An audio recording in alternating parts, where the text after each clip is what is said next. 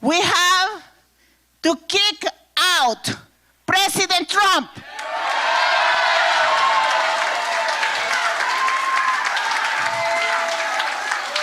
We have a president who divides the country every single day. That's his mission.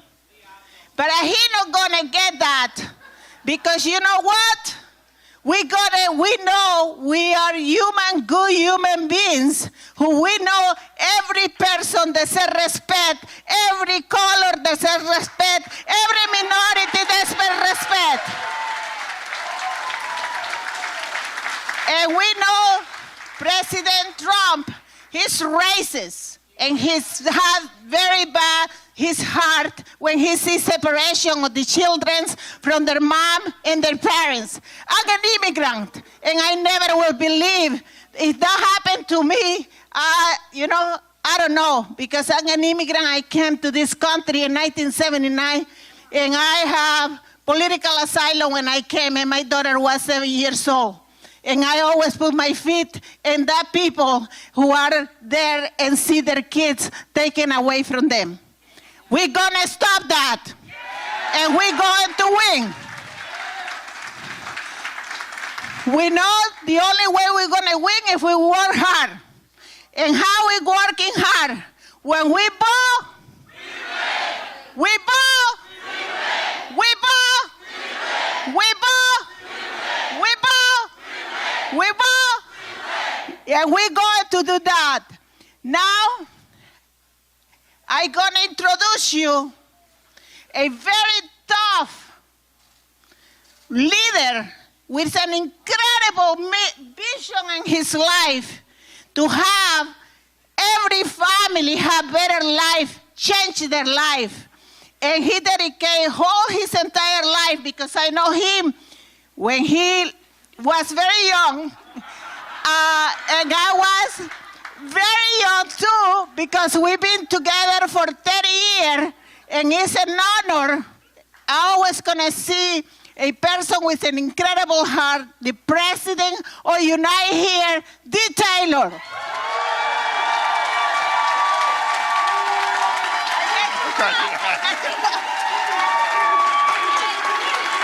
Okay.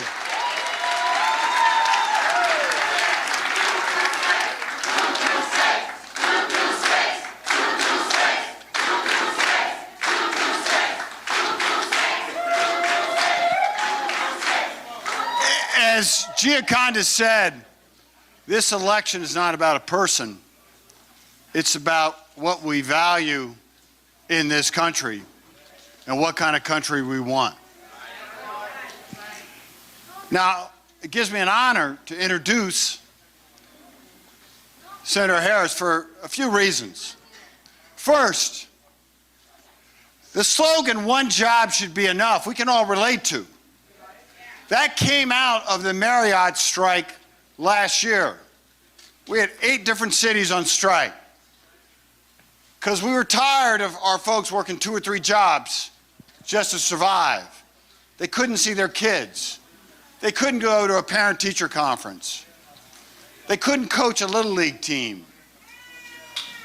That's not what the American dream was all about. And we often have politicians who talk, but they don't really walk. So we're on strike last year. Senator Harris was being honored at this huge women's and leadership conference, all this la-di-da thing. And it wasn't even a question. Senator Harris goes, "Hell no, I'm not going across your picket line. I'm not going that, and I'm going to get the event moved." So that's number one. She understands that one job should be enough. Second, as Gioconda said, and Unite Here throughout our country, because we have folks from different parts of Unite Here tonight. We have distinguished other leaders here, like our friend Tick Segerblum and Congresswoman Bee Duran and Congresswoman Marcy Fudge. As we all know, as Gioconda said, we've always fought about health care. In fact, Nevada was the first state in the United States to actually pass a drug transparency bill on insulin. Because the idea that people would have to choose between getting their insulin to conquer diabetes and paying rent is a crime. And so we're very interested what Senator Harris has sponsored in the Senate about prescription drug costs. They are outrageous, and frankly, I think the pharmaceutical companies are the new definition of the mafia. They extort us every single day. And then finally, on Senator Harris, the reason why we have such a bond here. Senator Harris is the only presidential candidate who is the daughter of 2 immigrant parents. Her mother came from India, her father came from Jamaica. They were civil rights activists. And I think what I learned from Senator Harris is this. She understands this issue on such a personal level. Because, you know, she's a really smart person. But she learned early on, unfortunately, in this country, even if you're really smart, you got a real knowledge. If you are an immigrant, a woman, a black, you got 3 strikes working against you. And what we have to do is what she's shown is you have to fight for who you are. And be proud of that. So I am really honored. The Unite here is honored. Culinary is honored to introduce a fighter, one of us, Senator Kamala Harris.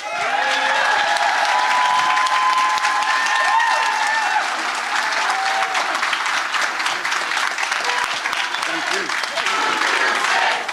226, 226, 226, 226, 226, 226. When we vote, we win. We vote, we win. We vote, we win. We vote, we win. Sí se puede.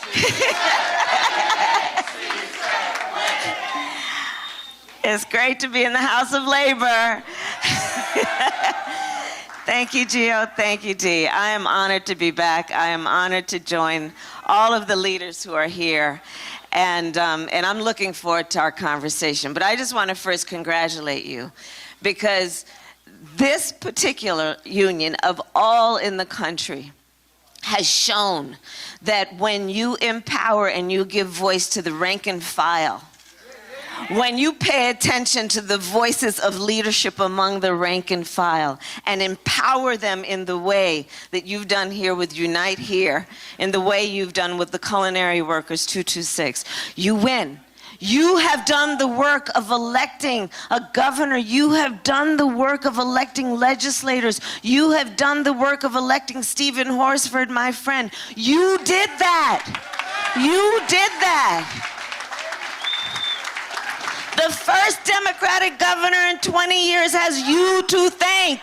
You did that.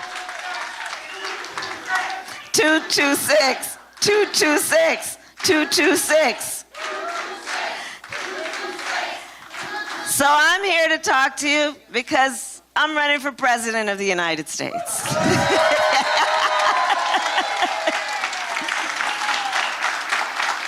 And so there are a lot of new friends. So like Dee told you, Gio has a similar story. So my mother came to the United States when she was 19 years old, alone. And she felt a natural connection with the civil rights movement. And that's where she went. And then met my father, who came from Jamaica. And there they were, marching and fighting for civil rights. My mother, who raised me and my sister, who was a proud woman. She was a brown woman. She was a woman with a heavy accent. She was a woman who many times people would overlook her. or not take her seriously, or because of her accent, assume things about her intelligence. Now, every time my mother proved them wrong. Every time she proved them wrong. All 5 feet of her, there was more fight in her than anybody who's 10 feet tall.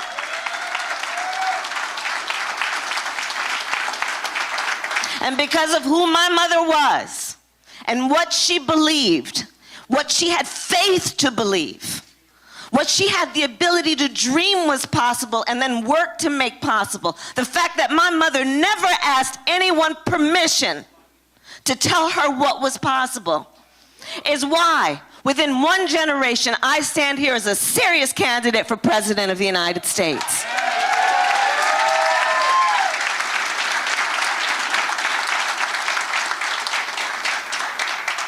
And with this background, I say, justice is on the ballot in 2020. Justice is on the ballot.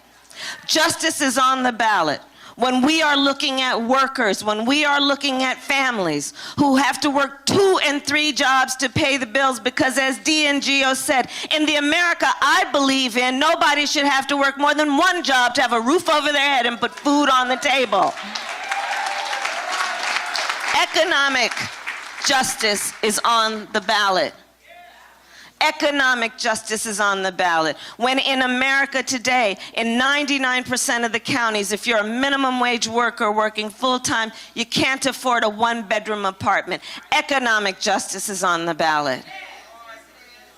When in America, 1 out of 4 diabetes patients cannot afford their insulin. When in America, for a vial of insulin in the United States, it costs in excess of $300, and in Canada, it costs $30. Healthcare justice is on the ballot. When in America, there is a man by the name of Donald Trump who has had policies that have included putting babies in cages and separating children from their parents in the name of border security, when in fact it is a human rights abuse being committed by the United States government. Justice for immigrants is on the ballot.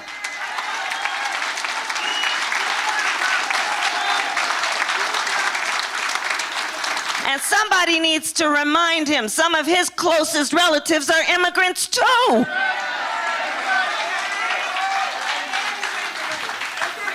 Justice is on the ballot when there is a criminal living in the White House.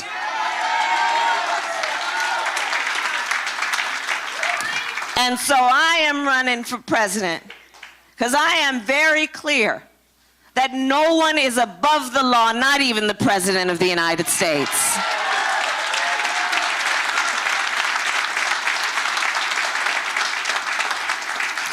And so we've got a fight in front of us. And there is a lot to fight for. And we all know it. Because this fight is for the America we believe in.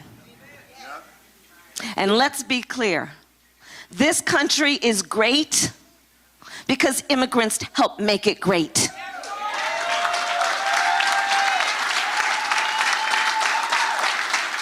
Any progress that has been achieved in this country, anything that has been about progress, be it social justice, be it civil rights, be it the fight for equality, every achievement came about because we were prepared to fight. Because we know how to fight. Because we like a good fight.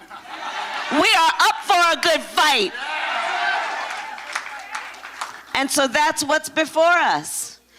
And because we also know how to win. We know how to win. Like, we know how to fight and we know how to win. And when we fight, we win. You got that right, sister. And so, to win in 2020, I believe this is going to be about having an ability like everyone here, which is what brought you to this moment. Everyone here knows to win a fight, we have to have a vision of the future. A vision of what we know is possible and what can be. That's part of how we win a fight, when we can see it. when we know it, when we have faith in it. To win, we're going to have to fight against powerful forces that have been trying to sow hate and division among us. People who have been trying to get us to point fingers at each other, to have people turn on each other. To win, we're going to have to point out what everybody here knows, which is regardless of your race or your gender or your sexual orientation or where you live or the language your grandmother speaks, the vast majority of us have so much more in common than what separates us.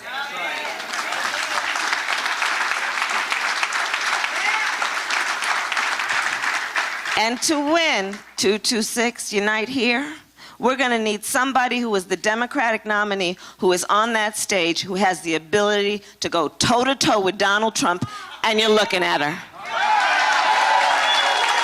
And you're looking at her. I see you.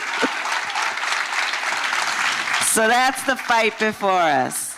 And I'm honored to be with you tonight, to have this conversation, and to answer any questions and to get to know you. So thank you very much. Muchas gracias. Thank you. So we have folks from different parts of the United States, because this is Unite Here, and we have some questions that will apply to everyone. And I'd like to first call on Misha Robeson from Orlando, a Disney World worker. Good evening, Senator Harris. Good evening. I'm from Orlando, from Unite Here Local 362, and I've traveled here from Walt Disney World, where we just won a tough contract fight recently. The company offered us 50 cents raises over the life of a 4-year contract, and that was even after the company received $2 billion in Trump tax breaks.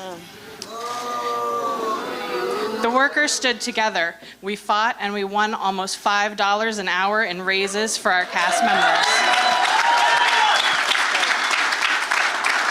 That's right. This ensures that every single worker will be at a minimum of $15 an hour before That's right. the contract expires. That's right. Now I'm out talking to my coworkers about politics and the upcoming election. Yeah. Many of them don't like President Trump, but some of them, these same workers that fought this contract fight, say that at least he's tough. My question for you tonight is, how can Democrats convey they're tough too and will fight for us? What can you say about being tough and fighting for our issues? Good. I'm really happy you asked that question. But congratulations, first of all, because that's extraordinary. And we still have such a big fight for $15 an hour minimum wage, which, by the way, let's be clear, is minimum. That's right. It's the minimum standard of living. So let's talk about what it means to be tough. First of all, to be tough, right, the measure of strength, the true measure of strength is not based on who you beat down. It's based on who you lift up. That's the true measure of strength. That's the true measure of strength. That's what Unite Here knows. That's what your fight has been about. When we have stood together, arm in arm, shoulder to shoulder on those picket lines, when you have stood out there in the rain, in the cold, you know, not in Florida, but some places in the snow, right?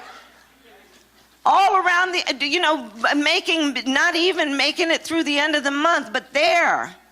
That's about a fight. But that fight is about lifting people up. So people, don't be confused. When this small man called Donald Trump walks around trying to wave what he thinks is his power, when in fact he has done nothing for working people. He has done nothing. He sold people out. That's not a sign of strength. That's a sign of weakness. He came in telling people, I see you working people. He said that. He said, I got you.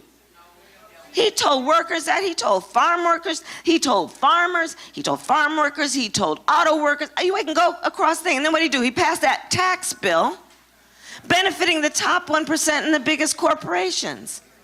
He's engaged in policies that have been about beating people down. He's got in Betsy DeVos. Let me tell you, I'm here to ask for your support, and when we win, my first act of pure joy will be to say thank you, adios, Betsy DeVos.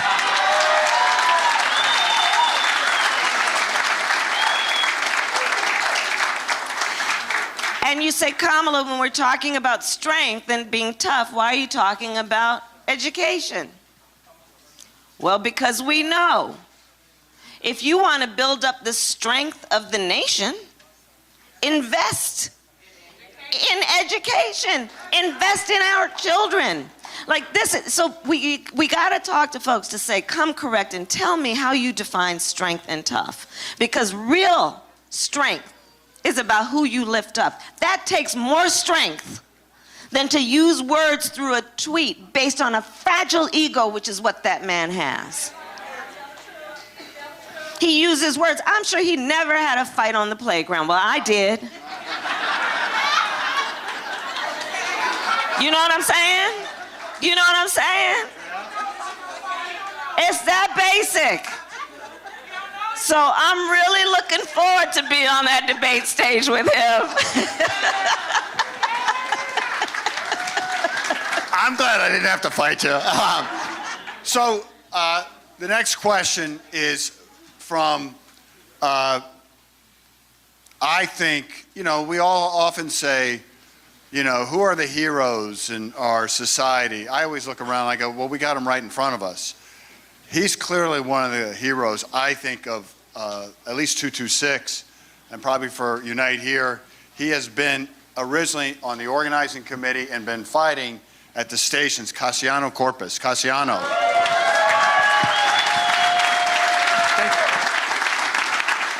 Thank you, everybody. It's been an honor to be with you. This is a dream come true. And anyways, I work at station casinos at the Palace Station for 28 years, but I still not got nothing to show for. I've been organizing Palace Station for 10 years. And so is my station casino workers. The reason why I'm doing this is because I'm trying to provide a better health, a better food, roofs over our heads, and food on the table, as she said. That's exactly what I'm fighting for. Is my family. I got 2 little boys, a wife at home. And I'm fighting for my family as well. How old are your children? They're 11 and 12 now, ma'am. Yeah.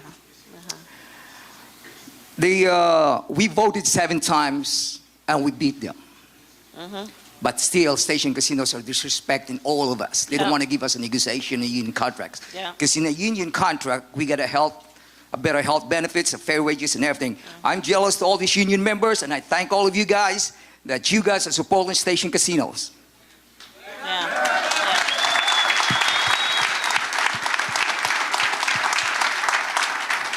Right now, in this very moment, the U.S. Congress, the U.S. Senate, they had a bill, which is the Bill 803, a very bill that give all these anti-workers, anti-union company $500 million to keep.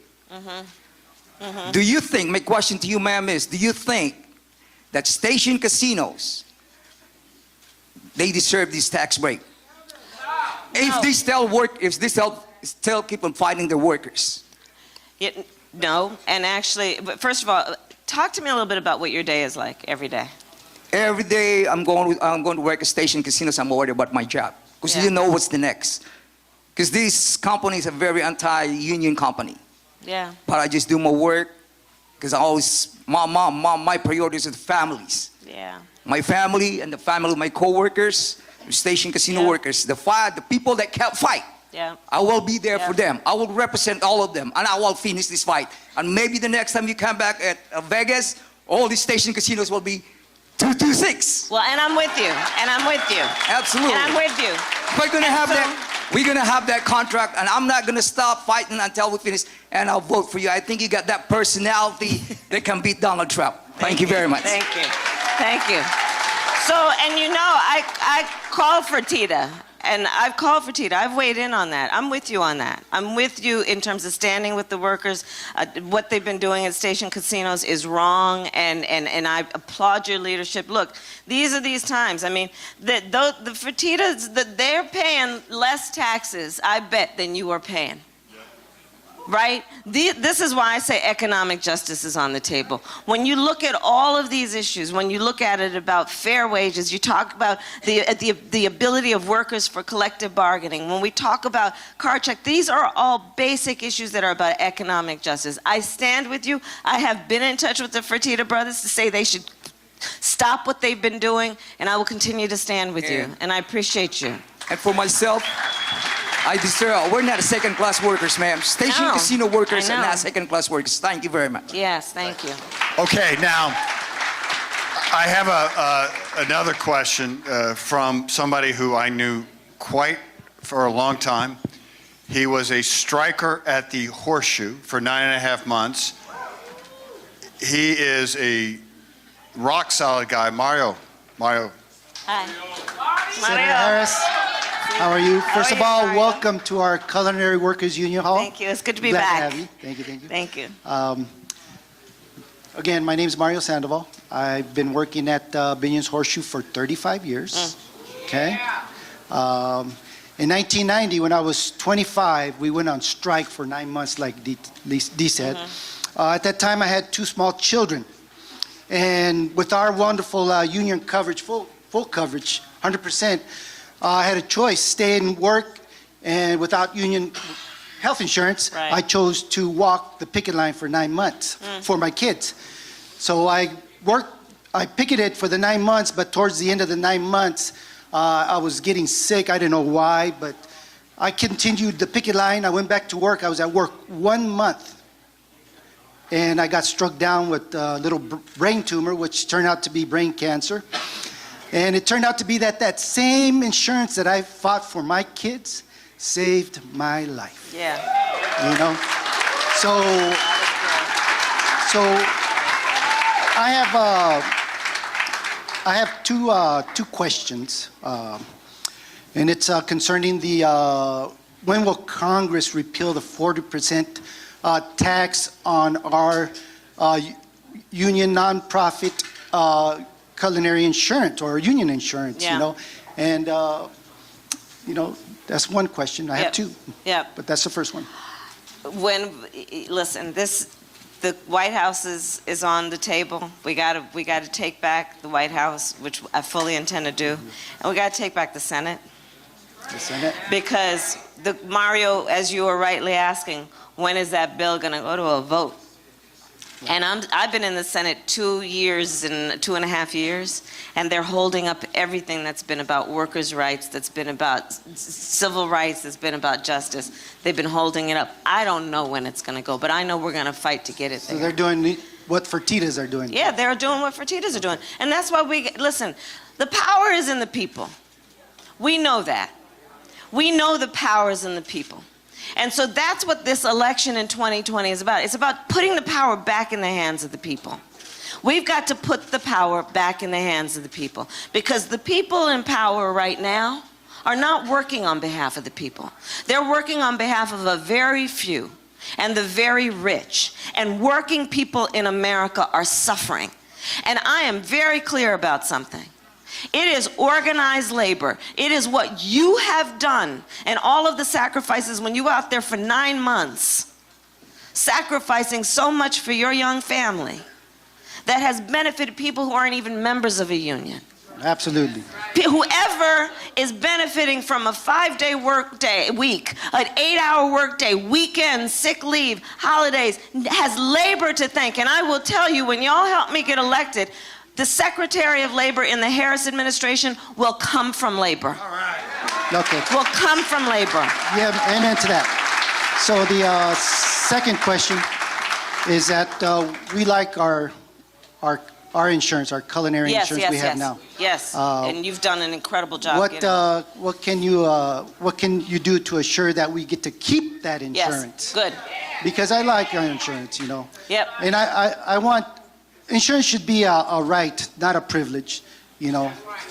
So I like mine. Yeah. But everybody else should have insurance. So that's one of the great successes among the many of what you guys have done in Local 226. It's extraordinary what you've done, and then with running the clinic, what you do. I mean, just across the board in terms of supporting the whole family, what you do in terms of training, all of that. But in particular, the health coverage and the insurance that you have negotiated and bargained and sacrificed to get, I will not take that away. And I will tell you, I will not take that away. And to put a fine point on it, so on the debate stage, there are a lot of people talking about Medicare for all. Well, the difference between what they're talking about and my policy, I'm not going to get rid of private insurance. I'm not getting rid of private insurance. And it is 226, it is Unite Here that helped me in terms of thinking about what makes for the better process and the better policy.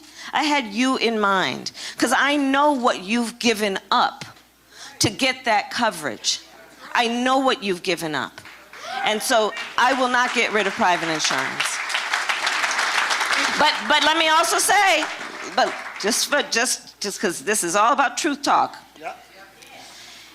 we need to pull those insurance companies in, because be clear also, those insurance companies have been profiting off of public health for generations, and they've been putting profit ahead of public health. That's why you had to negotiate against them. You got what you needed, but it's not like they just gave it. You fought for it. And we need to bring the insurance companies in. We need to say no more copays, no more deductibles. How many people here? This is the leadership that you provided in the Nevada legislature around insulin prices and transparency around drug prices, right? Because you know that even though you have insurance, you have to come out of pocket for so much money to buy insulin. So we still have a lot of work to do to bring the insurance companies in. I took them on when I was Attorney General of California. And I took on the pharmaceutical companies, which I hope we're going to talk about. Because listen, the top 8 insurance and pharmaceutical companies last year profited $72 billion on the backs of working people. They need to be brought in, meaning they need to come correct. So we'll come back to healthcare. Obviously, a big issue is immigration. You look around this audience, but not just our audience. Our union was actually founded by immigrants from Italy, from Ireland, from Eastern Europe. That's the origin of our union in 1891. So we understand this, but obviously the tone of what's going on in this country about immigrant workers is beyond belief. We also have workers who are TPS, Dreamers, et cetera. I'd like to call on Cynthia Durst, one of our members, to ask you a question on immigration. Good evening, Senator Harris. My name is Cynthia Durst. I'm a culinary union member. I'm a dreamer. During the negotiations, I feel like I'm just talking to standing Mike. above people. I would prefer to stand here. Yes. Hey, Cynthia, you got to really talk it. yeah. During the negotiation last year, I fought for the strong immigration language for workers who had temporary protected status for TPS or who are dreamers, and we won those protections in our contract. This is my first union job, and I can see that my union cares about me, and every time I go to work, I feel protected by my union. This president is leading to a terrible attack to immigration. My questions to you will be, what will you do to restore our country values from immigrants like me and to reverse the damage done by this president? That's right. Thank you, Cynthia. Thank you. So I told you my background. This is an issue that is very close to my heart and personal for me.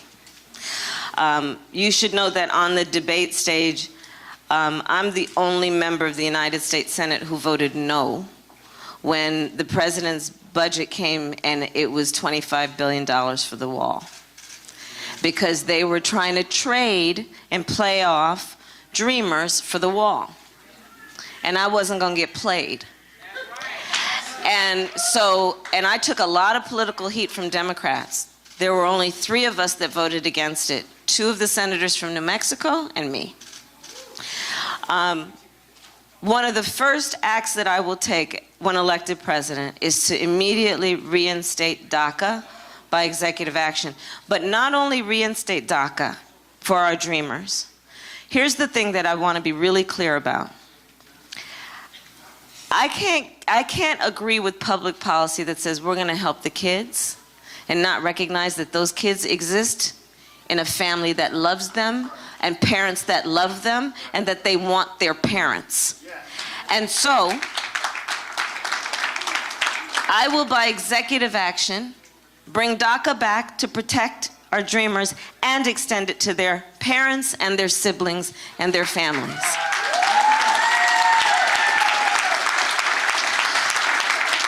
Because I know that there are children who go to school every day who are afraid when they come home, their parents won't be there. I know when you go to work every day, you're concerned that when you come home, a family member may not be there.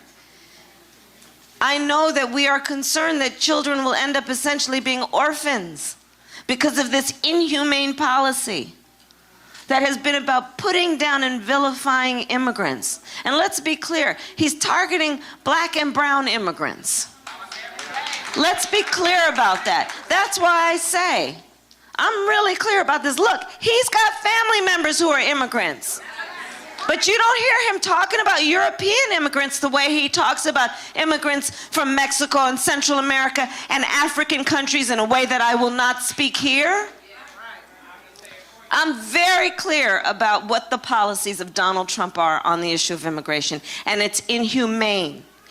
But here's what I want to also say to the brothers and sisters here. So as you can imagine, I'm also spending a lot of time in states like Iowa, which have immigrant backgrounds, but mostly from European nations. But I want you to know something. Even though the audience doesn't always look like this there is solidarity around the fact that these policies are wrong. And that's one of the things that we need to know. We are not in this fight alone. It is really important to know that.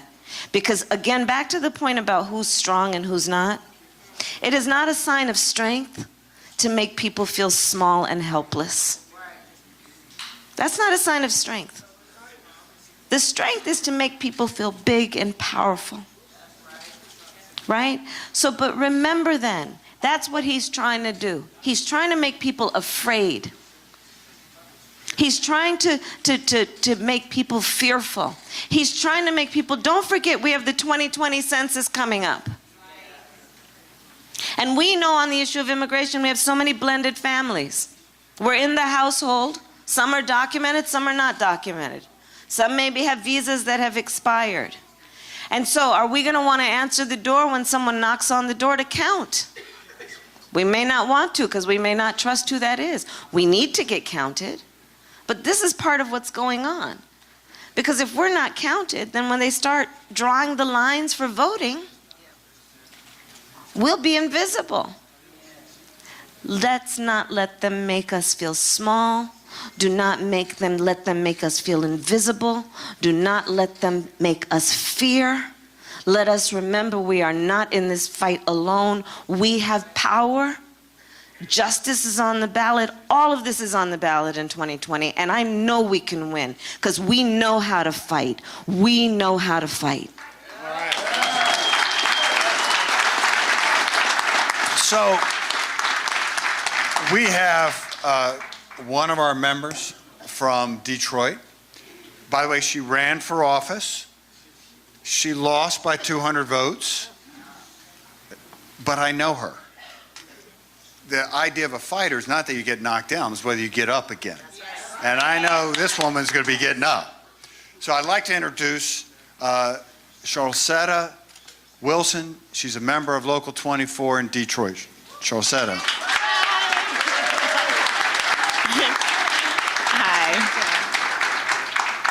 So Donald Trump won over some Michigan voters in part for the promise of bringing back manufacturing jobs. Yeah. So today I'm here to ask you, What are your plans to bring back good union jobs to Michigan and the rest of the country? Yes, yes, and thank you. And keep fighting, keep fighting. So Michigan and many places, we've got to bring back jobs. Let me just tell you, my whole reason for being on this issue and running for president is to make sure that we export American products, not American jobs. That has to be the priority. We also need to have trade policy that then reflects the need to trade. And, you know, let's be clear about Donald Trump. Again, he said he was supporting working people and then put in place all these restrictions on the ability to then export American products. And people are suffering. You know, you saw the brothers and sisters of the UAW, the United Auto Workers, who were striking for weeks, making $250. I stood with them and I was there with them when they were striking. They were making $250 a week because of these trade policies. So what we need to do to bring back manufacturing is we need to invest in the American worker. We need to invest in American industry. But we also need to do this. We also need to help train people for the jobs that need to be filled. This is where Local 226 and Unite Here is one of the great leaders. And I look forward as president to partnering with organized labor. You have some of the best training programs in the country. You know how to build up the skills of the American worker. You know how to teach people how to take on these jobs and jobs that have great value and for which there is great pride in doing the work. So that is the kind of president I intend to be, which is to rely on what you have done to build up the skills to take on the jobs that need to be filled. Because that's critical. Because there are a lot of jobs out there for which we don't have the skilled labor, and people want to work, but the government's got to do a better job of relying on unions to help build up those skills. Thank you. So, we have an extraordinary young woman. She works up in some of the tribal casinos in Northern California. She spoke at our convention, and candidly, I look to my wife and I go, I wish I was that poised up there at that age, or even today. Joelle Lincoln from Northern California. Joelle. Hi, Senator. How are you today? How you doing? Good, thank you. Like you just mentioned, I work at one of the tribal casinos in Northern California. With the union, we've won better wages, health care, workloads, and a voice at the job. Our union has worked hard to help these casinos succeed. Right. But the billion-dollar corporations running these casinos have fought to take away worker rights and federal protections at tribal casinos.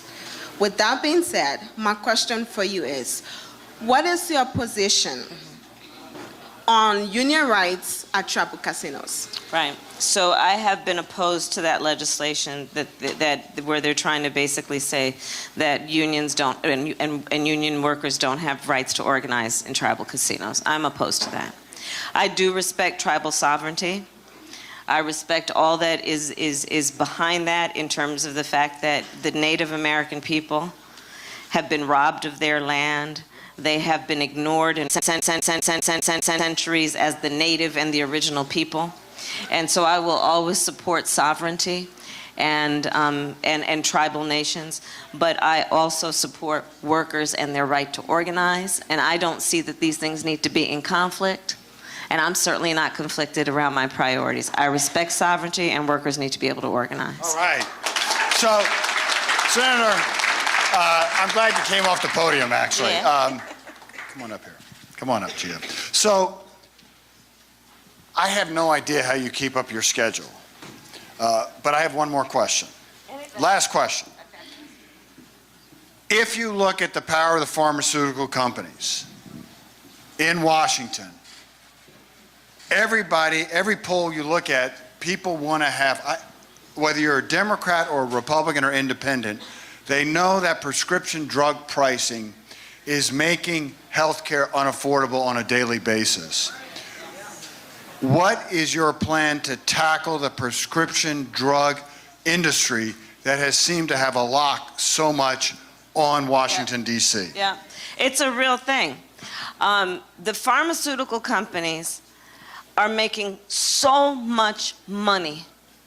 And you look at it in terms of everything, from the fact that there are seniors who are literally making a decision about whether they fill their refrigerator or fill their prescription. People are cutting their pills to extend the prescription to the point that they get very sick. And then their health gets even worse, drastically worse, because they're not taking their prescription as prescribed. It's a public health crisis. Asthma medication. Our children are suffering from asthma, and they should not be suffering because we can't afford the medication that exists to help them. The insulin issue I mentioned earlier.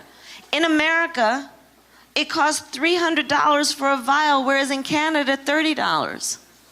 And be clear about it, to your point, Dee. American pharmaceutical companies are charging people in this country more than they're charging people in Canada for the same drugs. So then the question becomes, how could that be? I'll tell you, because those people in Washington, D.C. don't have any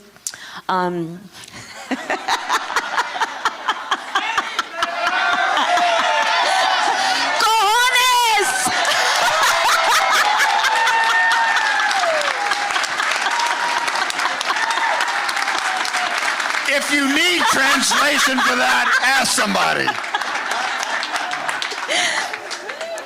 Because how could it be that they would let? How could it be that they would let these pharmaceutical companies charge their own people more? It's because they're making money, and they want the money, and so this is what I'm prepared to do as president elected. And let me tell you, as Attorney General of California, where I was the first woman and the first person of color to be Attorney General of California, where I ran the second largest Department of Justice in the United States.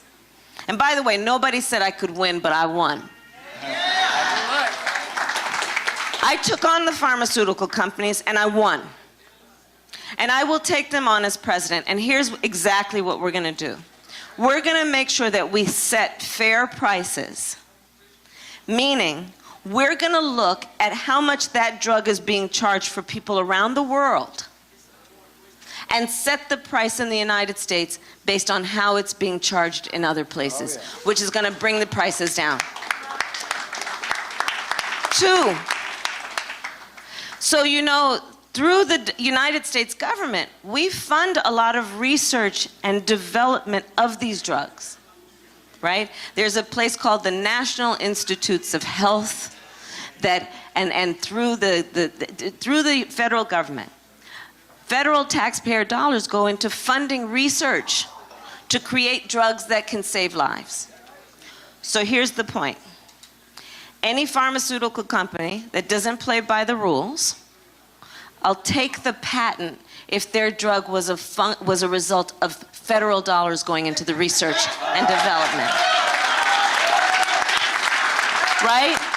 That'll get their attention. There are ways to do this. And it's just literally, it's about what is humane, what is right. There are 3 functions of government that should never be that you get access to it because of how much money you have. It's about public safety, public education, and public health.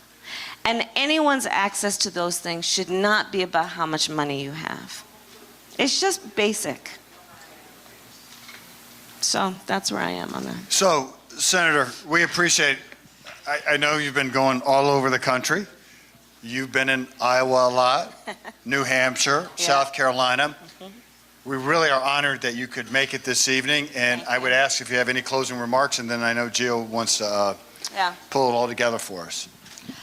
So one thing I want to talk about is in the election for President of the United States, there are some people who have been saying that in this election, oh, I don't know if America is ready for a woman of color with an immigrant background to be President of the United States.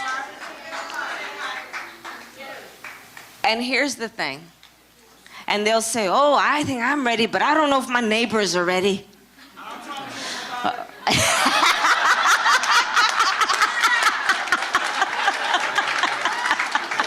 Right. That's how we do what we do. And that's exactly the point. Because you know what? I have never listened to that. And it is a conversation I have heard in every campaign I have, and now here's the word, won. Every time. But it's because of you.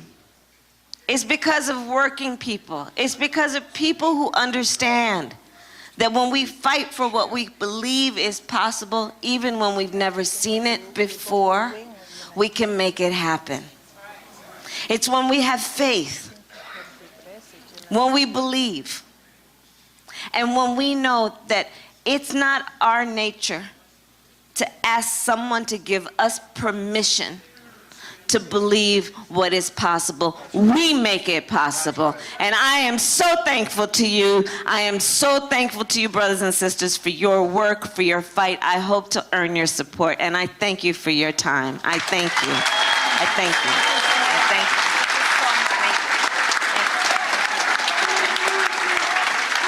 Unite here! Unite here! Unite here! Unite here! Unite here! Unite here! Unite here! Unite here! Unite here! Unite here! Unite here! Unite here! We bow! We win! We bow! We win! We bow! We win! We bow! We win! We bow! We win! We bow! We win! We bow! We win! We bow! We win! Yeah! Woo! Woo! Okay, folks, the senator wants to take pictures with you. So I would suggest you get up here and get your picture taken with the senator, because there's going to be a line. Good evening. Thank you, Marie. And excuse my back. Sorry. So as a community college educator, I always say that nurses are my best students. And Marie is a nurse practitioner. So I've taught a lot of nurses and nurse practitioners. I'm a fan of Oxford Comma. Do you guys know what an Oxford comma is? Yeah. Oh, good. Oh, good. Okay. So anyway, the nursing students work so hard, and I think it's because really your vocation, Marie, is really a calling. And so thank you for serving patients every day, and thank you for your advocacy for better health for all Americans. And finally, thank you for your support. Well, today, Joe Biden filed here in New Hampshire for the New Hampshire primary.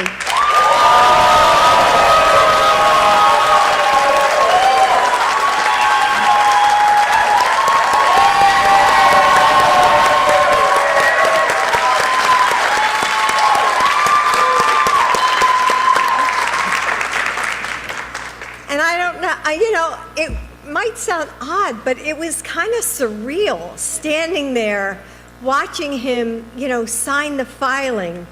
And, I'm so proud of him. And, I just know that he's going to be such an incredible president. And this day really will always be, I think, one of my most memorable days on this campaign. So thank you all for sharing it with me.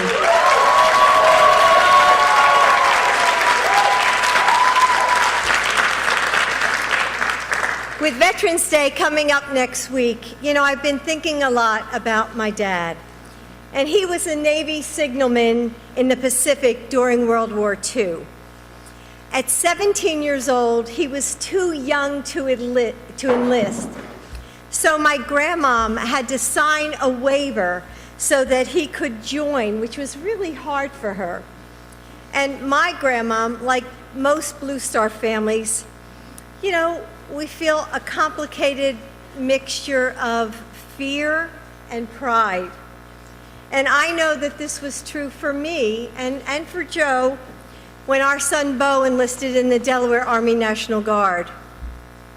And just like so many veterans, my dad's service shaped the rest of his life.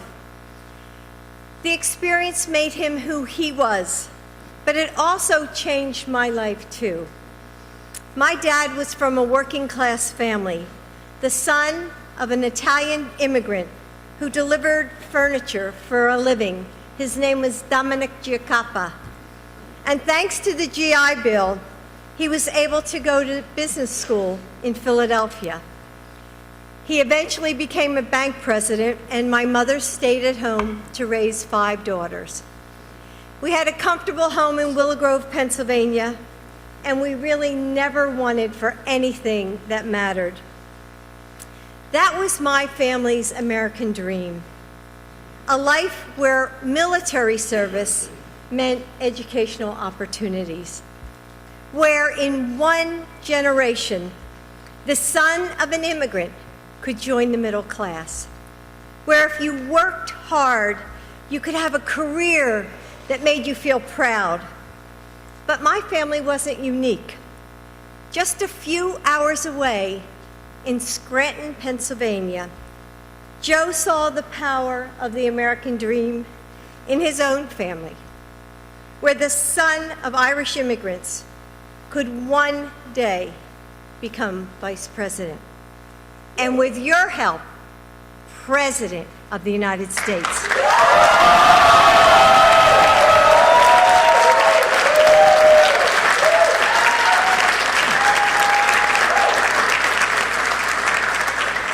This moment in our history is complicated, isn't it? With so much division and chaos, whoever becomes president will have to answer such difficult questions on day one. How do we repair our reputation to our allies around the world?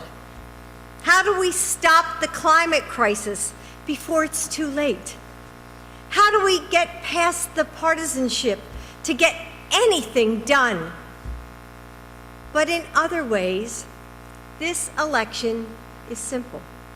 What's at stake is the promise we made to people like my dad.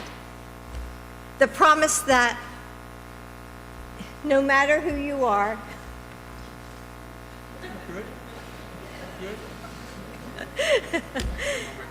I know. You'll have the opportunities you need to build a better life for yourself. That your kids will get to go to a great school, no matter your zip code, and they won't have to worry about gun violence.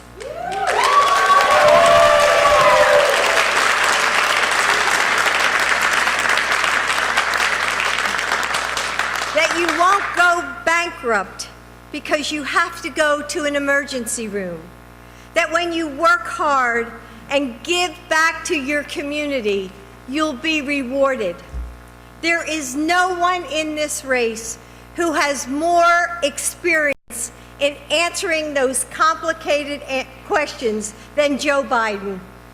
From his time in the Senate to the 8 years he stood by President Obama, Joe knows better than anyone else how to bring people together, stand up for what's right, and to get things done.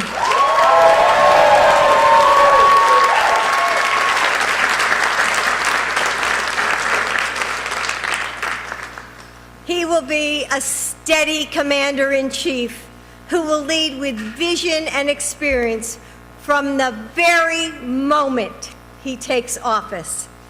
And more than that, he has the character and the courage to stand up for the promise of this nation.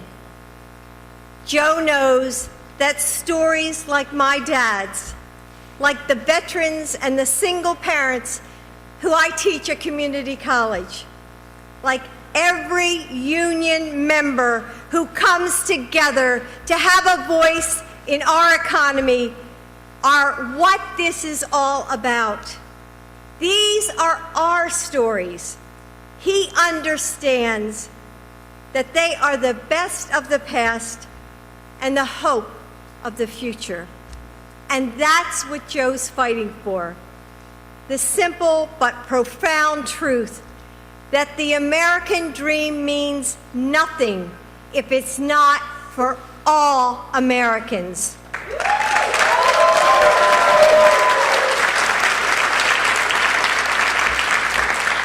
New Hampshire, with your help, Joe Biden will make that truth come to life because he believes in an idea that's bigger than any one of us, that we can build a better nation if we all do this together. So, ladies and gentlemen, the next President of the United States, my husband, Joe Biden.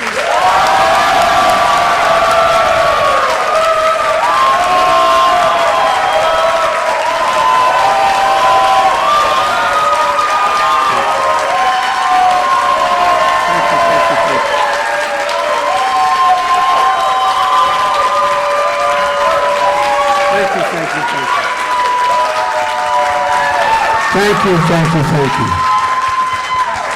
My name is Joe Biden. I'm Joe Biden's husband. And, when she starts talking about her dad and her grandpop, and it reminds me of, I think that all of us, that this town is like the town that I was raised in. Scranton was bigger, and a little steel town I moved to when Scranton died because of coal dying, and my dad had to leave and find another job. My dad was not a coal miner. If you listened to Barack, you'd think I climbed out of a coal mine with a lunch bucket in my hand. Scrappy Joe Biden from Scranton. But my dad was a well-read, high school educated guy whose greatest regret he didn't get to go to college, and he was in sales. But when everything died in Scranton, there were no jobs, and so we moved back to where he had been a kid. He started off in Baltimore, where his family was from, and his dad worked for the American Oil Company. They opened up new gas stations in Delaware, so he lived in Wilmington from 3rd grade to 11th grade, and we moved back to Delaware because there were jobs back in Delaware. Moved to a little steel town called Claymont, Delaware, right on the border. It had a large bars and people working in the steel mill. And my dad used to talk about how a job, because when there was a recession or something occurred like that, it was one of these deals where somebody in the family or extended relative or a distant relative or some neighbor got laid off or lost a job for a while. And my dad used to use this expression, for real, I give him my word. He used to say, Joey, a job's about a lot more than the paycheck. It's about your dignity. It's about your place in the community. It's about your sense of self-respect. And he'd say, it's about being able to look your kid in the eye and say, honey, it's going to be okay. It's going to be okay. And I think of what I was thinking about when Jill was talking about my dad was that how hard it must have been for him to make what I call the longest walk that many of you know people have had to make. And that is up a short flight of stairs to tell their kids you can't go back to school, to Cooper School. You can't play in that Little League team. Dad doesn't have a job. We got to move. Or how hard it must have been to go up. Ask my grandfather Finnegan, who was the father of 4 boys and my mom, and say, Ambrose, can I leave Jean, my mom, Jean and the kids here with you for about a year? It's only I'll come home every weekend. It's only 156 miles away, and it's going to be okay. And it must have took a lot of pride, a lot of hit on your pride to go and ask that question. But he did, because he believed then that if you worked like the devil, there was still a shot. He meant it when he said everything's going to be okay, Joey, when he told us that. And it turned out it was. It took about 3 years to be able to get a home, or actually 4 years to buy a home, but we lived in apartments that were decent and so on. But I remember how he talked about it always about your dignity. And I'm going to end this and take questions in just a second, but here's the deal. What's happening now is how can you maintain your dignity as a parent when you turn and look at a child and realize they have a pre-existing condition and you can't do anything about it? You couldn't afford it. Or how can you maintain your dignity as a parent when you look at your child or your loved one, your husband, wife, son, daughter who has a terminal disease, and the insurance company is able to come along toward the end and say, sorry, you've run out of coverage. Suffer in peace the last 3 or 4 months. Or you have a kid who has a capacity to go on to school, and by the way, 6 out of 10 jobs right now require more than a high school degree in the United States of America. And it has this potential, and saying, sorry, we can't borrow the money. Don't know how we're going to get you there. Not sure how we can do it. How many people had conversations at their dinner table or at the breakfast this morning and said, who's going to tell her she can't go back to UNH? We're just not going to have the money for next semester. It's all about people being able to have a fair shot, just a decent shot. And so many middle-class folks don't have a shot anymore. They don't have a shot anymore. And rural America is being left behind in so many ways in my state, and I suspect in yours. And so this is about this is not rocket science. It's about how do you provide opportunities for people? How do you provide opportunities for people? You don't have to break the bank to do it. You can do it. We can do it. It's within our wheelhouse. But the last thing I'll say is that we have to reestablish who in God's name we are as a people. The fact is that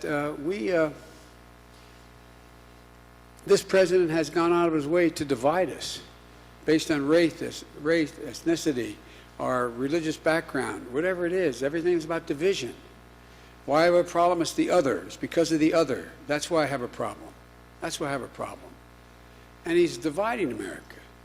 And, you know, the other part about America is we're an idea. Only country in the history of the world is an idea. An idea. No other country is based on the premise that we have organized our country. We hold these truths to be self-evident, that all men and women are created equal, endowed by their Creator. We've never lived up to it. We've never walked away from it before. We've never walked away from it before. This administration has walked away from it. Has walked away from it. So part of what we have to do is establish the decency and honor that's reflected who we are in the past. Our children are listening. Our children are listening. And our silence is complicity if we don't speak up. So including comment I make is this is an election bigger than just whether a Democrat wins. This is about restoring the soul of this country, and it really is. About the rest of the world being able to look at us. We've led not just by the example of our power, but the power of our example. This guy goes out and embraces thugs, Putin, Kim Jong-un, pokes his finger in the eye of our allies, abandons our friends. It can't continue.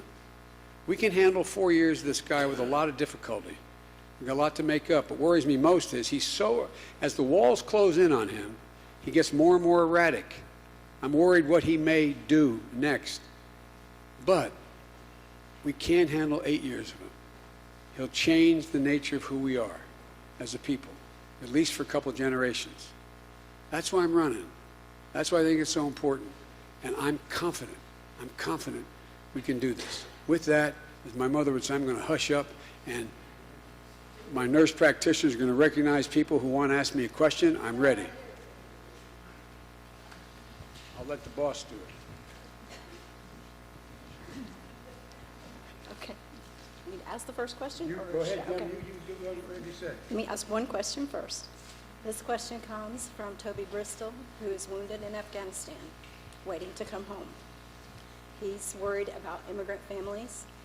They're separated. He wants to know what you're going to do to put these families back together. Toby, you here? Oh, he's in Afghanistan now. Well, I've spent a lot of time in Afghanistan, and it's one godforsaken country. It is a country that is still organized based on, and looks like, if you go through it, like it was, way back, and when the Brits left there. I mean, it is really, it's like 17th century, and there's so much that has to be done. And those troops, our son, Bo, was an attorney general of the state of Delaware, but he volunteered to go to Iraq for a year. He came back with the Bronze Star, the Conspicuous Service Medal, and a number of other decorations. And He also came back probably after exposed her to a lot of carcinogens and with terminal cancer. But my point is that, first of all, only 1%, and sir, thank you for your service in Vietnam, only 1% of our population protects 99% of us, and we owe them. We owe them badly. 3 things we're going to do to make sure veterans are covered. Number 1, right today, I carry with me every day, I think I have it with me, my schedule. And it has a schedule, and there's a little black box in the schedule. Can you see what it says? I carry it every day. I have my staff contact the Defense Department every day. Now I can go online and do it. It says daily troop update.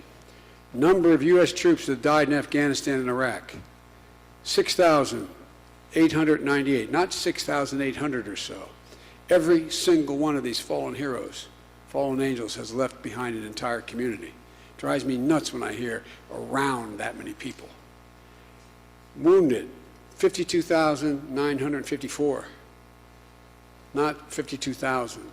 What's not listed on here is roughly 300,000 troops coming home with post-traumatic stress, dealing with it.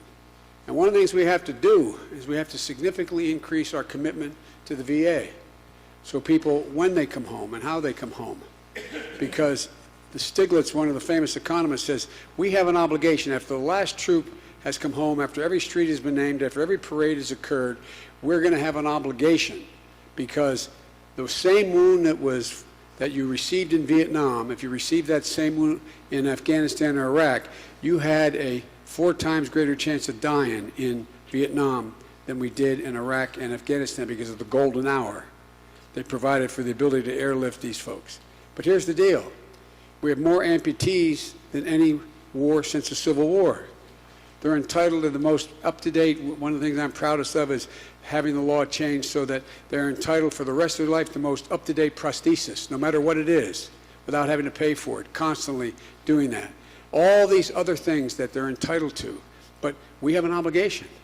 And it is a multi-billion-dollar commitment for the next gen because they're living, the average age of these people coming home wounded is 39 years left to live. So we have an overwhelming obligation. So the first thing is, if he is not able to physically get home, if that's the problem now, you ought to, when we leave here, give me the name and give me the access. We'll get him home. He's coming home medevac.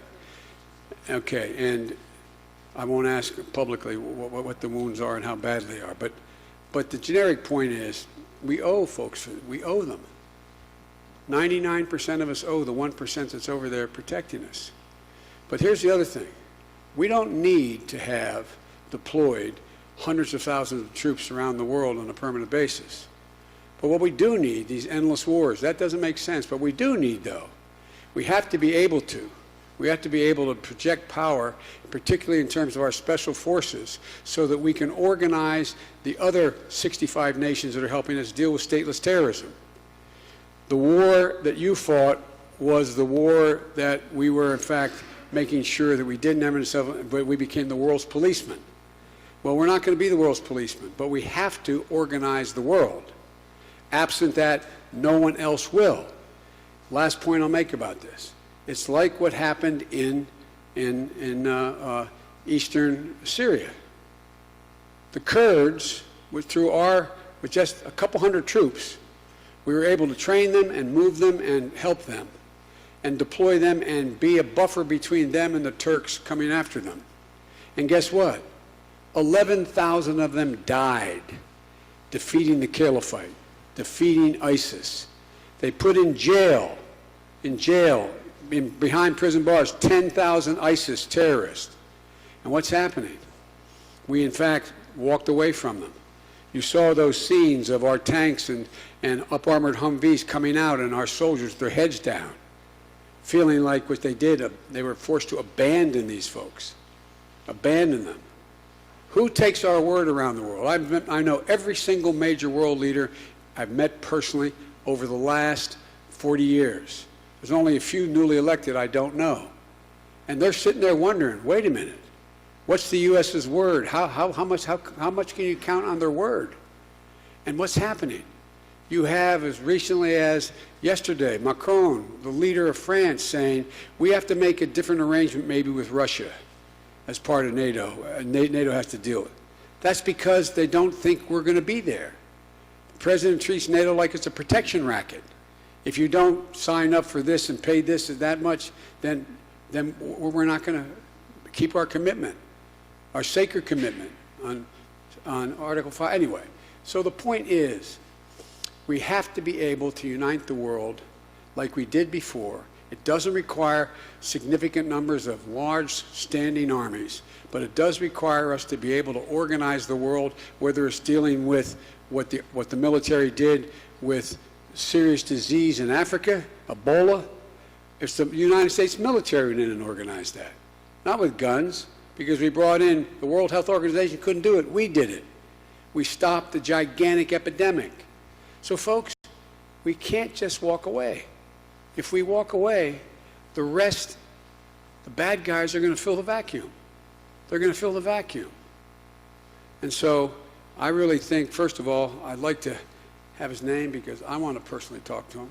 But we owe him. We owe him big. And there's a lot we can do without having permanent, large numbers of troops stationed around the world to keep our commitment to the rest of the world and keep our alliances. We need the alliances for our own safety's sake.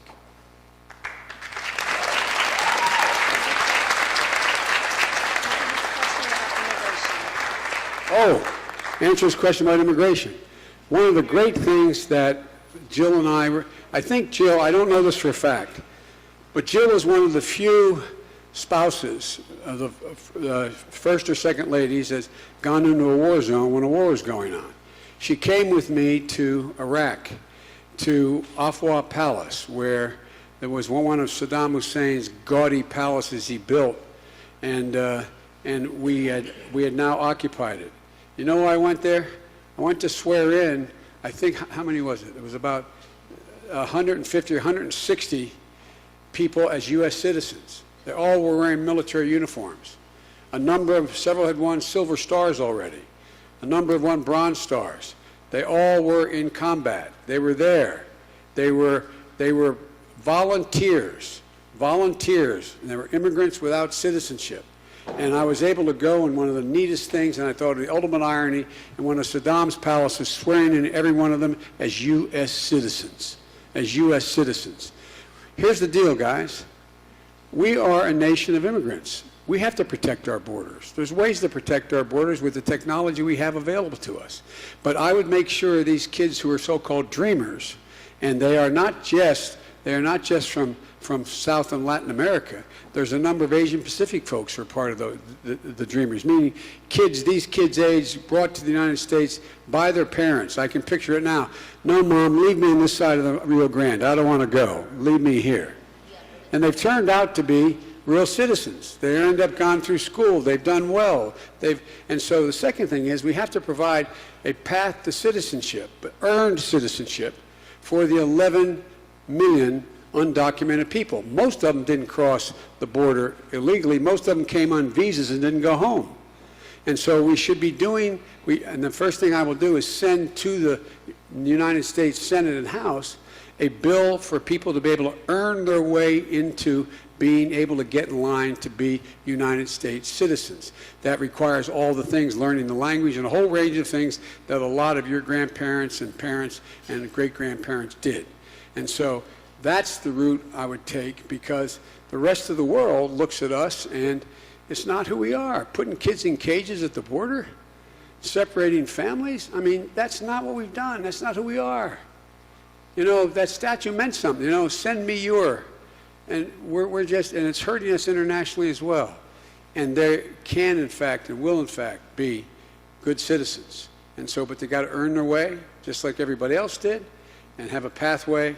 But to isolate them and keep them in the shadows, and people fearful that tomorrow someone's going to drop in, and when I drop my kid off at school and they're going to nab me in front of my child, that's not a rational way for us to do it. So we need immigration reform. There's a lot more to say, but I've said too much. This is Ellie. years old, and the projections are that in 11 years, this planet won't make it because of climate change. Will you take the no fossil fuel money pledge and pledge to fix our climate and our democracy? Thank you, thank you, thank you. I'm impressed. The answer is I have taken the pledge and I keep the pledge, and here's the deal. We are able to. The first thing I will do as President of the United States is rejoin what I helped put together, the Paris Climate Accord, number one.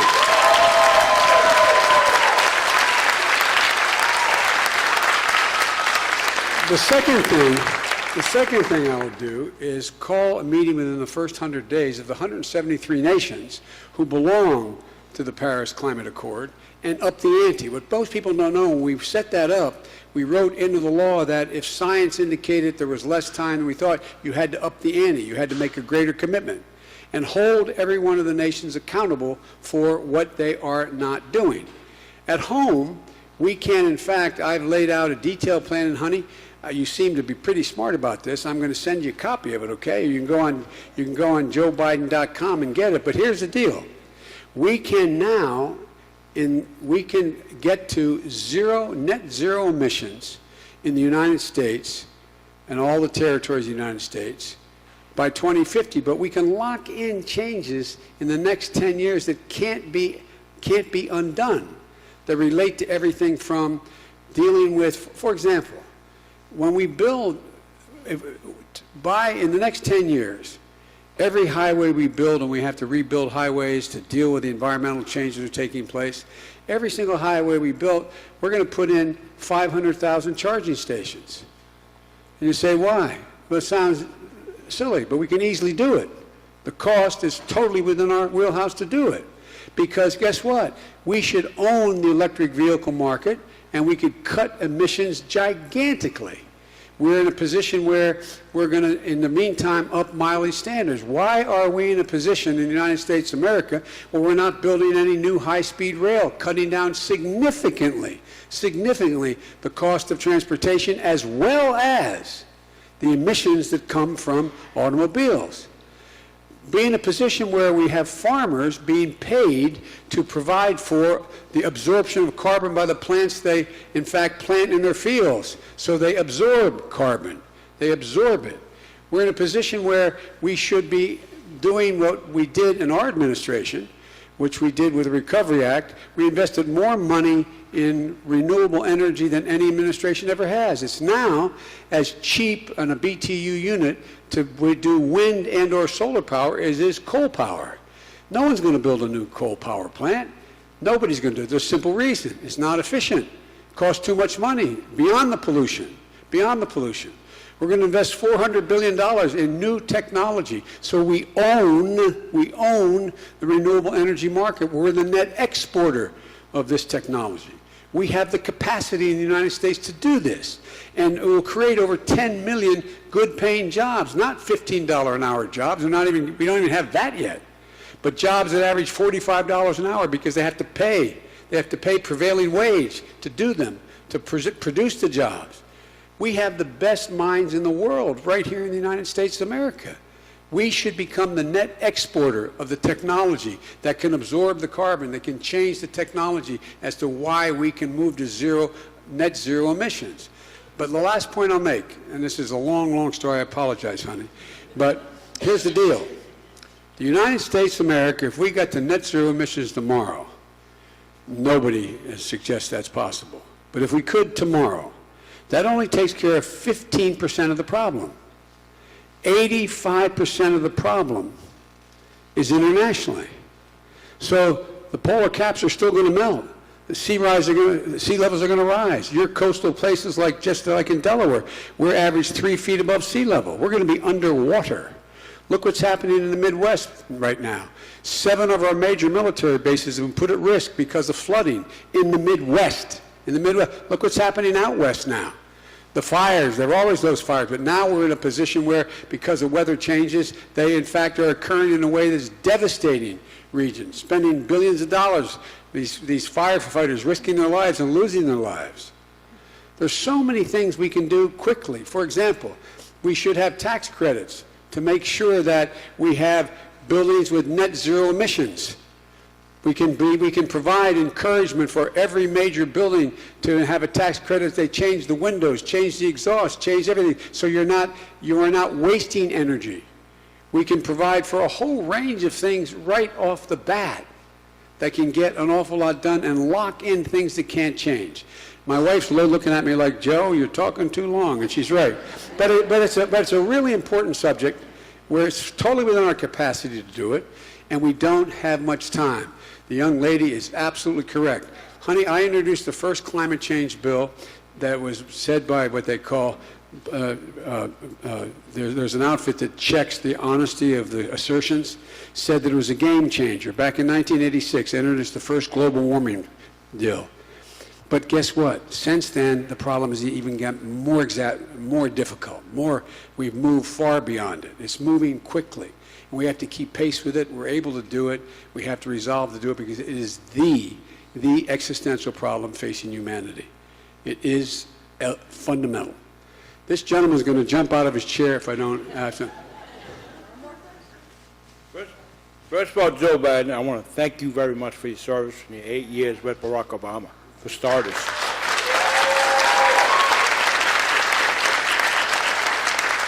See, nowadays, you're looking at average American neighborhoods. We have one serious problem: addiction. See, every week, there's not a week that goes by, we hear about someone ODing on a substance. People being arrested, more stuff comes up, stuff like fentanyl, stuff that's used to tranquilize animals, large animals. And people are using this stuff by the numbers, and more Americans, young Americans are dying. That's people in schools, people on the work job, poor people, people who are homeless. They'd rather not pay their bills and go take their money and get their substance. We have a serious problem with addiction. And I want to address it in the United States of America. We need to do something now, because that's another form of terrorism that we are all facing. How are you going to handle that? You're right. It's a good question. Here's the deal. Look, first of all, this state is fully aware of the opioid problem. And you may recall early on, I got criticized even when we were in office for saying that we ought to do something about the drug companies that are peddling these opioids without telling people. It used to be, we went into this, it wasn't intentional on the part of docs, but we decided that the way you measure whether or not a hospital is meeting its requirements is how many people are in pain. And so it became the notion that the whole idea was no one going to be in pain. Well, one thing led to another, and how many times you've gone to a dentist and you have a root canal and they give you a week's supply of painkillers that are essentially opioids. How many times you see on the air when they talk about dealing with these prescription drugs, how many times you hear them saying, if you take them, average person, you take more than 5 days, you can become addicted. You can become addicted. What happened was, we ended up early on, last year, you saw the report that the major drug companies had sold over 9 billion pills, 9 billion pills, and that we should be suing them. But now there's class action suits, and you see these major companies going under because they've acknowledged that they knew what they were doing. There's data suggesting they knew what they were doing, and they're going out of business. We should, in fact, understand that it, in fact, is honest. You need to have truth in advertising, what you're doing, and there was no truth in the advertising. It's a little bit like tobacco.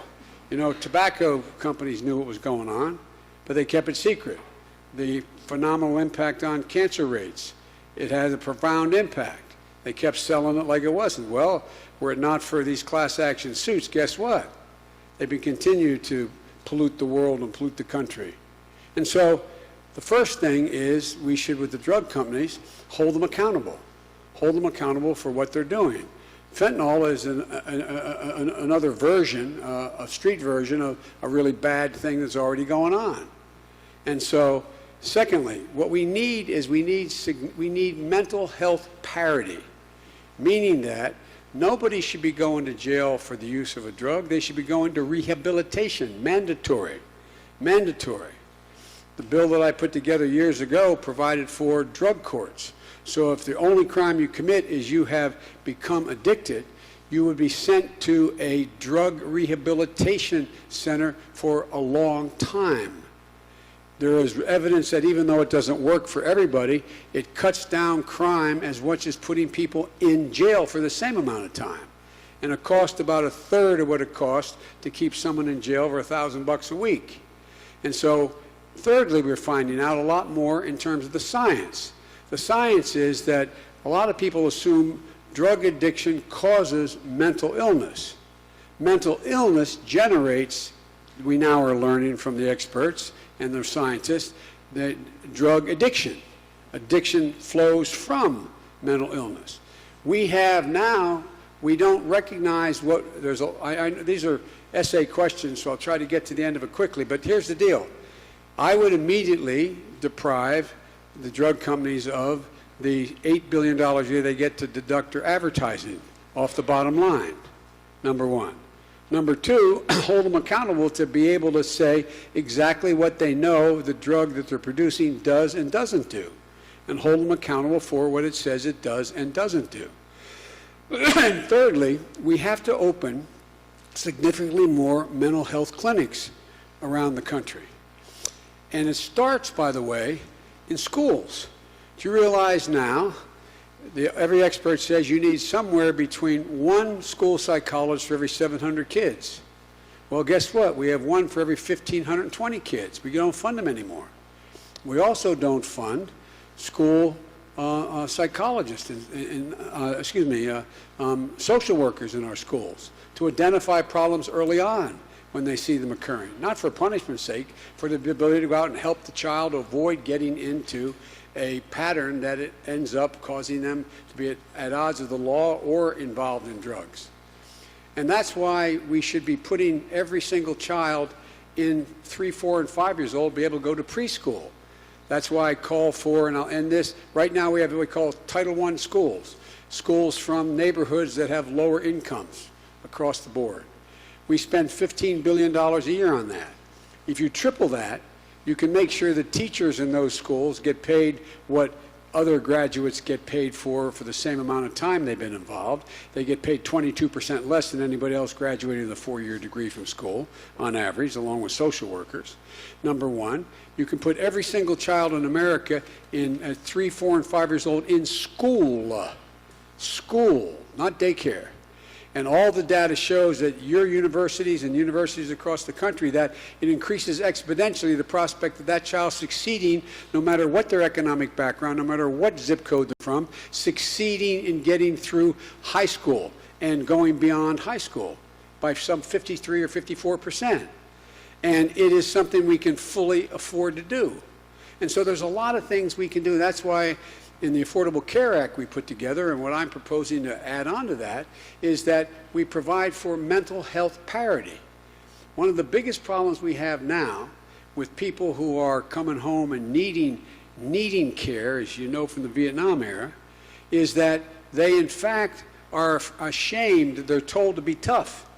And they don't want to be in a position where they're asking for help and saying, I've got a problem, I'm having nightmares, I'm having this problem, I'm having that problem. But we have to make sure that it is no longer viewed as something that is a weakness. It's no different if you break your arm or break your back or get a disease. It is a disease of the brain, and it should be treated that way. And so part of it is demystifying and taking what you call sort of I don't know how you say it, maybe taking the stigma off of seeking help if you have a mental problem. And there's a lot we can do, and we can do it without spending a whole hell of a lot of money. We can provide community health centers. And by the way, in rural America, it is a real problem. It's a real problem. Especially out west, where when I say rural, you got to travel 120 miles to get somewhere, or get to a VA hospital, or whatever. And so there's a lot we can do. The capacity to do it exists, and we have to get talking about investing in investing in education, investing in mental health clinics, investing in the ability for people to get the help they need. And that's where the way I would move in the direction. There's a lot more to talk about. Go on my website, joebiden.com. I lay out in detail, in great detail, how to deal with that. And by the way, a practical nurse here can tell you more about that than most people can, because well, no, I'm serious. But I don't know whether people know it. I don't know whether they really know it. So it's important. I can do yes or no if you give me an easy answer. What's your name?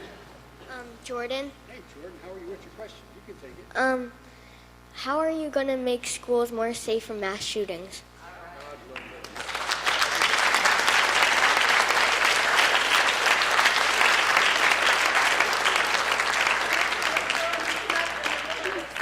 Think about this.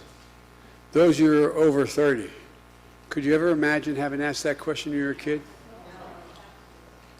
We talk about the soul of America.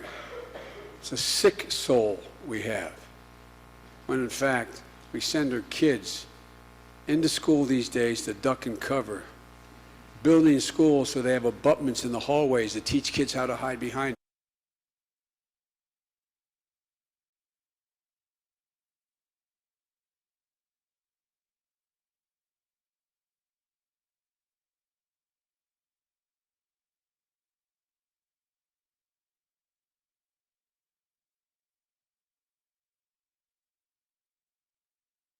Uneasy about their future, so-called Generation Z, 17 to 20. You know what their greatest fear is?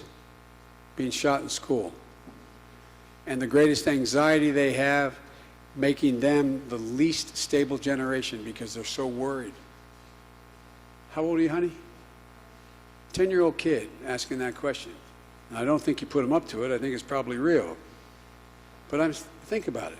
First thing you do is you take on the NRA and you beat them. You just flat beat them. No, I really mean it. By the way, I'm the only guy that's ever beaten them nationally. I beat them twice. But here's the deal.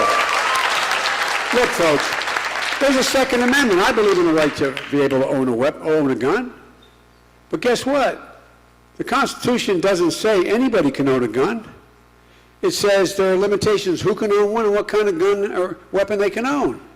And those folks who are we were one of the largest states with the most highest percentage of gun owners in my state when I pushed this through. Didn't make me very popular initially.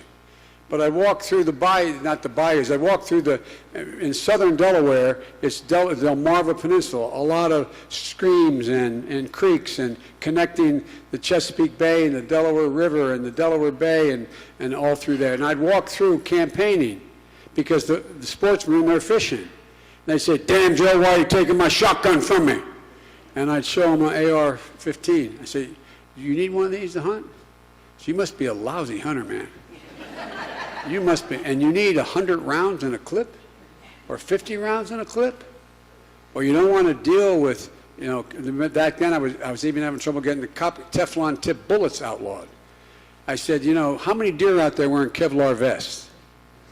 Folks, look, we protect geese, flying over this territory from Canada more than we do children.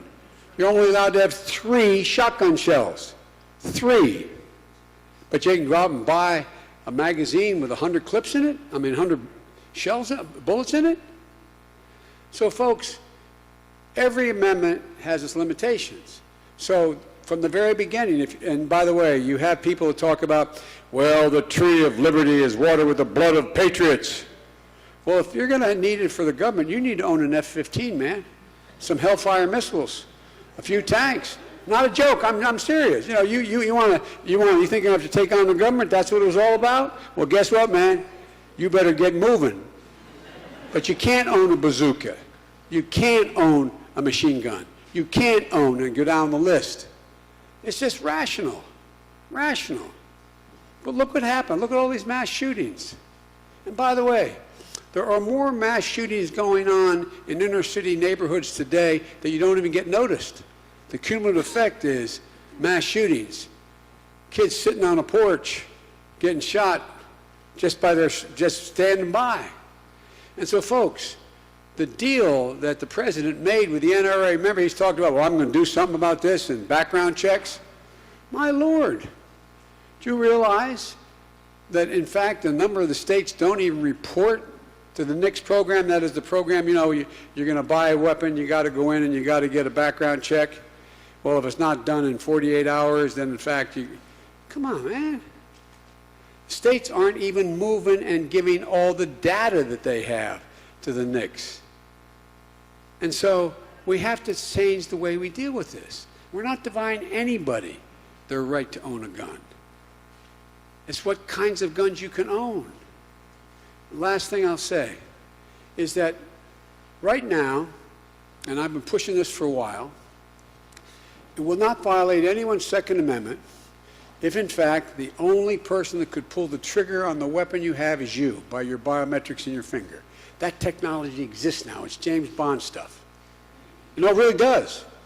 You can manufacture any weapon so the only person who can pull the trigger is if it has essentially, it's more than this, but your fingerprint on it. Look at what would have not happened in Sandy Hook if that had been the case. Why is it if some of you left your keys in the car outside in the parking lot, and a 14-year-old kid picks it up, takes it out on the highway, gets in an accident, kills somebody or themselves, you can be sued. Why, if you do not have a trigger lock on your gun? Why, if you don't have your gun in a safe? Why, if you don't protect your gun or weapon at home? Why should you be any less liable? Why is that the case? We're not violating anybody's rights. You have a weapon, you have an obligation to keep it out of the hands of people who either don't know how to handle it or, in fact, would do something bad with it. So you lock it up. By the way, so what happened? Out in Silicon Valley, they came up with some pistols that you could only use your biometric marker on pulling the trigger. Several gun stores started to sell them. What happened? The NRA boycotted them and put them out of business. So guess what? None of them will carry them now. And this goes to the last thing. It's not just the NRA. The NRA and members of the NRA believe, over 50% think we shouldn't be selling automatic weapons or selling weapons that in fact are weapons of war. They agree with this. They should have background checks, but guess why it's not happening? Because of gun manufacturers. Gun manufacturers are the only industry in the United States of America that is exempt from being able to be sued. How about if we had done that with the tobacco companies? How about if we had done that with the drug companies? They're the only ones that have this exception. It's going to change if I'm president. It's going to change. Thank you, ladies and gentlemen, for coming this evening. Our next president, Joe Biden.